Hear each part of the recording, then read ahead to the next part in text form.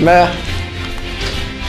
Царю Гошо, обявявам нашия смел и храбър воин Стефко Денърди!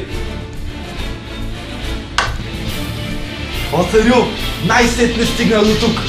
Аз победих всички дракони и изядох всички краставици, които трябваше да обера. После бях гладен, но не ядох нищо, защото нямах какво да ям. Пих вода, когато бях жаден. Пресякох сам реки и езера. Отсичах главите на козички, за да се храня с тях. После изметох пода на баба Пенка. Аз абсолютно сам. С моята магическа метла. И дойдох тук при вас, за да разбера какво ще правите с мен и моята храброст и смелост.